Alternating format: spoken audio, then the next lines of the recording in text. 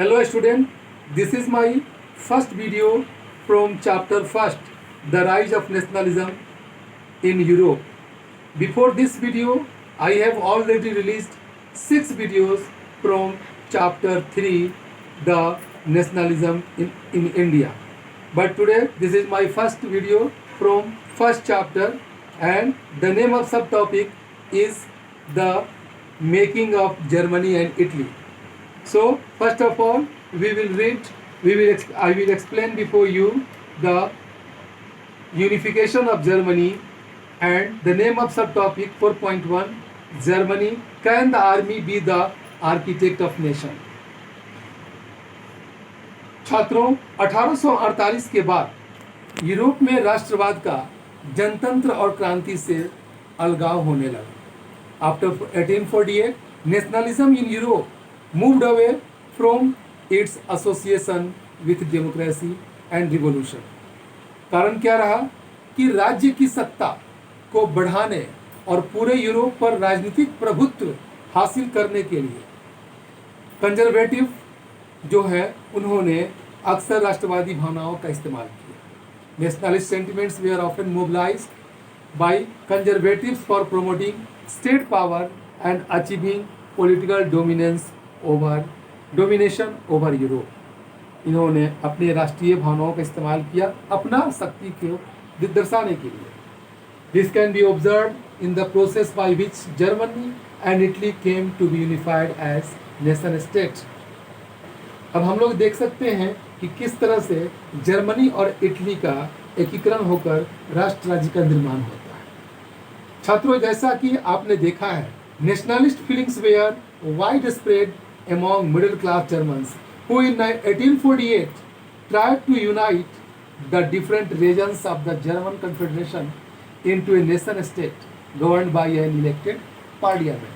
वो पार्लियामेंट जो एक चुनी हुई सरकार के द्वारा चल रही थी, उन सभी राज्यों को मिला करके एक नेशन स्टेट का निर्माण करने के लिए मिडिल क्लास के लोग ही आगे आए और इनका सहयोग रहा जर्मनी का एकीकरण करने के लिए।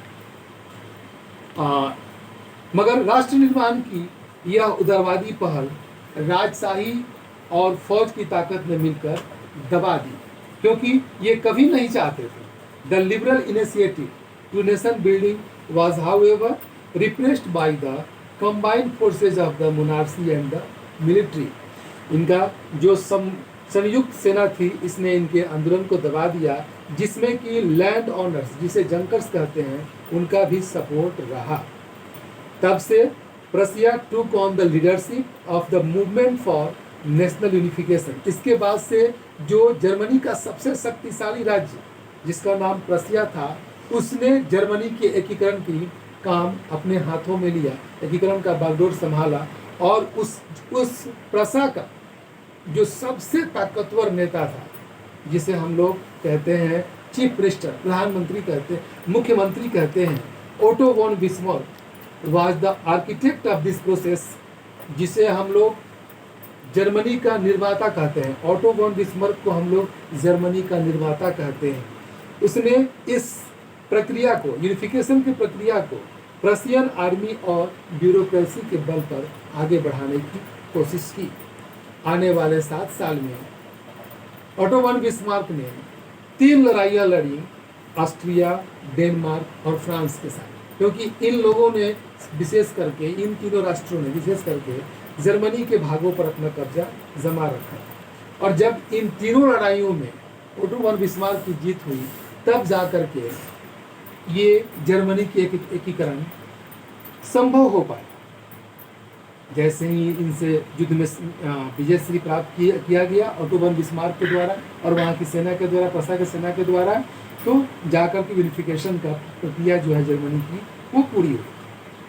अब आगे देखिए क्या होगा। January 18, 1871, an assembly comprising the princes of the German states, representatives of the army, important Prussian ministers including the chief minister Otto von Bismarck, ये सारे लोग जो वर्साय के राजमहल, जिसका नाम हॉल ऑफ मिरर है, जो काफ़ी ठंडा महल है, और ये जनवरी की बात है, जनवरी में वहाँ ठंड भी काफ़ी पड़ती है, जैसे हमारे देश भारत में ठंड पड़ती है, उसी तरह की ठंड जर्मनी में भी जनवरी के महीने में पड़ती है।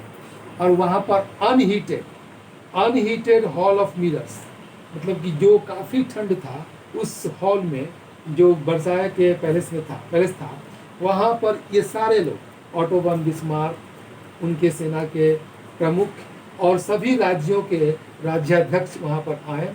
और राजा, जो प्रसा का राजा था कैसर विलियम फर्स्ट, उसको पूरे जर्मनी का एकीकृत रूप से प्रधान के रूप में घोषणा की गई, राजा के रूप में घोषणा की गई। यानी कि अब ये हुआ कि अनेक के जगह एक राजा का निर्माण हुआ, यूँ कहेंगे एक प्रधान का निर्माण हुआ।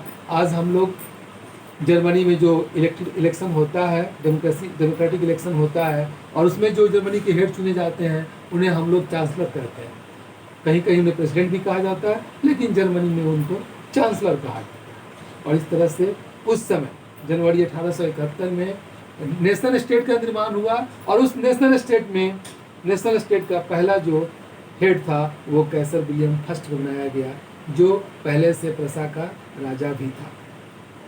अब चूंकि जर्मनी का एकीकरण संभव हो गया है, the nation building process in Germany had demonstrated the dominance of Prussian state power. अब देखिए, उसने स्पष्ट किया कि जर्मनी में राष्ट्र निर्माण प्रक्रिया ने प्रसा राज्य की शक्ति के प्रभुत्व को दर्शाता था कि कितना ज़्यादा ऑस्ट्रिया जो है वो प्रसा जो है शक्तिशाली है। इस सभी राज्यों को एकीकृत करके एक जर्मनी के निर्माण की प्रक्रिया शुरू की, और इसी में आगे प्रसा ने और काम शुरू किया। क्या काम शुरू किया? The new state placed a strong emphasis on modernising the currency, banking, legal and judicial system. ये 3 कामों पर शुरू में जर्मनी पर ज़्यादा ध्यान दिया गया। करेंसी का मॉडर्नाइजिंग किया गया, रुपये का आधुनिकीकरण किया गया, बैंक का आधुनिकीकरण किया गया, कानून और न्याय सिस्टम को भी जर्मनी में आधुनिक बनाने की प्रयास की गई। Prussian measures and practices often became a model for the rest of Germany. और नतीजा क्या हुआ कि इनके ये सारे प्रयास पूरे जर्मनी के लिए एक एग्जाम्पल, एक प्रारूप, एक मॉडल के रूप में प्रस्तुत किया गया।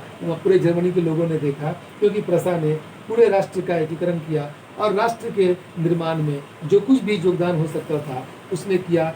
राष्ट्र को एक आधुनिक रूप देने के लिए, जर्मनी को मॉडर्नाइजेशन की ओर ले जाने के लिए जो कुछ भी इनिशिएटिव लिया गया प्रसा के द्वारा, उसे पूरे जर्मनी या यूँ कहें कि पूरी दुनिया भी उसे जानती है। Thank you.